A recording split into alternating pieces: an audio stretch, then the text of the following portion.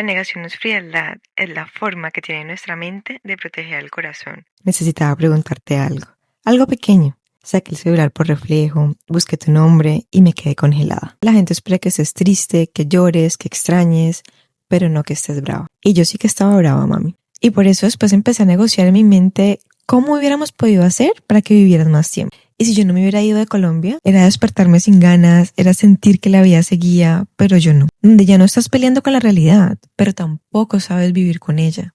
La tristeza duele muchísimo y al mismo tiempo es parte del proceso. Fui entendiendo que estaba llegando a la etapa de aceptación y no es como nos lo imaginamos.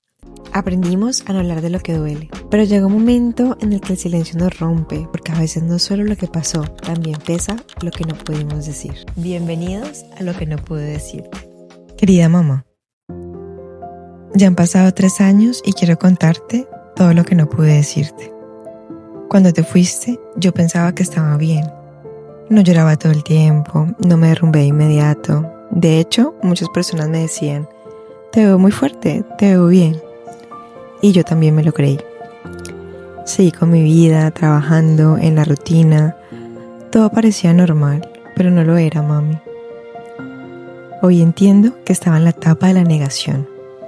Y es curioso, porque cuando hablamos de negación, muchas veces pensamos que es no sentir nada. Pero la verdad es que la negación no se ve como vacío, se ve como normalidad. Sigues funcionando, cumpliendo, viviendo, y desde afuera parece que todo está bien. Y en algún momento incluso uno se pregunta, ¿será que algo está mal conmigo por no estar destruida? Pero no hay nada mal. La negación no es frialdad, es la forma que tiene nuestra mente de proteger al corazón, cuando la verdad es demasiado grande para aceptarla de un momento a otro. La vida sigue y tú también sigues, pero hay una parte de ti que todavía no entiende lo que pasó.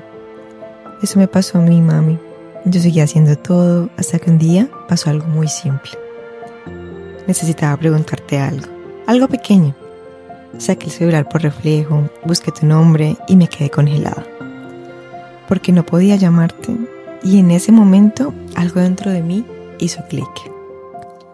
Ahí entendí por primera vez que no estabas y que nunca más ibas a volver. Hoy entiendo que estaba viviendo la etapa de negación. Y por eso cuando ya no pude seguir negando más la realidad, sentí rabia, mami, busqué culpables y me culpé a mí. No entendía por qué nos estaba pasando esto. La familia ya no era igual, la casa donde crecimos se sentía diferente.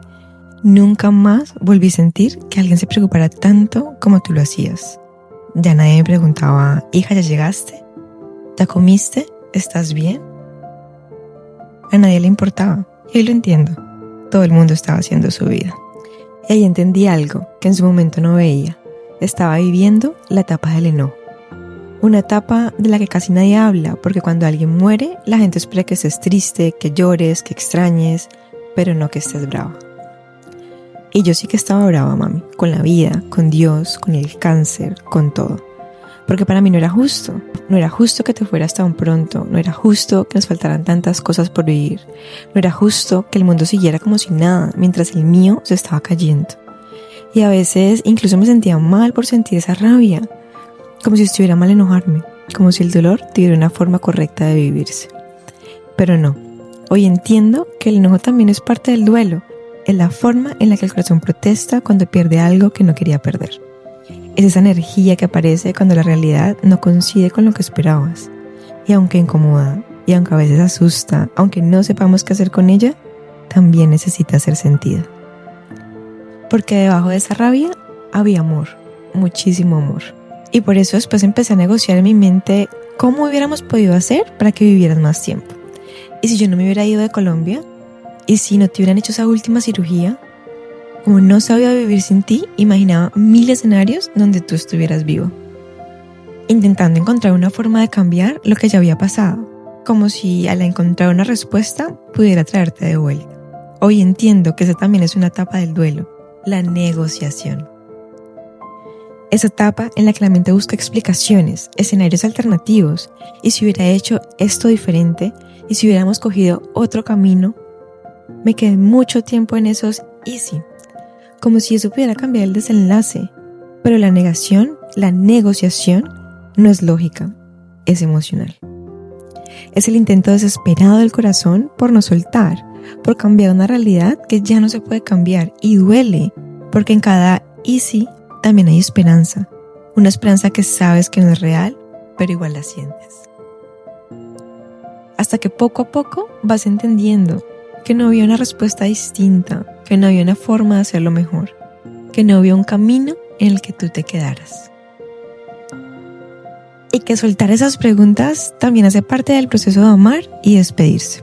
Y fue ahí cuando ya no pude negociar más, cuando entendí que no había una forma de cambiar la historia, que llegó algo mucho más profundo. La etapa de la tristeza. Una tristeza que se siente en el cuerpo, que pesa, que apaga, que te cambia. Una etapa donde no le encuentras sentido a nada. Era despertarme sin ganas, era sentir que la vida seguía, pero yo no. Donde ya no estás peleando con la realidad, pero tampoco sabes vivir con ella. Y aunque por fuera intentaba seguir, por dentro estaba perdida y rota. Ahí fue cuando dejé de vivir y empecé a sobrevivir. Me encerré en mi casa, me aislé e incluso sentía que salir era peligroso. Porque no solo te habías ido tú, mami, también se fue mi lugar seguro desde antes de nacer. Se había cortado el cordón y yo ya no sabía cómo sostenerme sola. Es el dolor más grande que he sentido en mi vida. Y comprobé que la tristeza no es debilidad, porque qué emoción tan dura de sentir, como tú dirías, qué berraca emoción tan dura de sentir. La tristeza duele muchísimo y al mismo tiempo es parte del proceso. Es una etapa necesaria porque es ahí donde poco a poco empiezas a soltar. No olvidar, no dejar de amar, sino aceptar que esa persona ya no está de la misma forma. Y aunque en ese momento sentía que no iba a poder salir de ahí, hoy entiendo que esa tristeza también me estaba transformando. Y después de pasar por todas esas emociones una y otra vez, porque el dolor no es lineal, no es que una etapa se acabe y empiece otra, sino que muchas veces vuelves, retrocedes y avanzas. Hasta que poco a poco fui entendiendo que estaba llegando a la etapa de aceptación y no es como nos lo imaginamos. No es que dejas de sentir, no es que ya no duela, no es que superaste la pérdida. La aceptación no es olvidar, es aprender a vivir con la ausencia. Es poder recordar con nostalgia, sin que el dolor te rompa en ese momento. Es entender que no hubo nada que pudiéramos hacer diferente, que no había un camino en el que tú te quedaras. Y que no es que Dios no me suelte, es que esa es la forma en la que la vida se mueve. Y aunque me hubiera gustado que fuera diferente, poco a poco fui haciendo las paces con la realidad. Entendí que el amor no se iba a ir, simplemente había cambiado de forma. Ahora estás en mis recuerdos, en mi forma de ver la vida, en todo lo que me enseñaste. En esa voz que aún me acompaña en los momentos difíciles y me recuerda que sí puedo. En esa voz que confía en mí cuando nadie más lo hace. Esa voz que aún me impulsa porque me recuerda que siempre hubo alguien haciéndome barra en primera fila. Llegar a este punto, no fue fácil. La aceptación no llegó de un día para otro. Llegó en pequeños momentos. En días donde te recordaba con nostalgia, en momentos donde ya no me preguntaba ¿por qué a mí?, sino ¿qué hago con todo este amor que me dejaste? Ahí fue que entendí que no se trataba de dejar de sentirte, se trataba de aprender a vivir contigo de otra forma y de transformar todo este amor que siento por ti en algo que me conecte contigo, como este episodio. Es una bendición poder cerrar los ojos y verte, mami. Tuve la fortuna de ser tu hija casi 32 años. Te amo.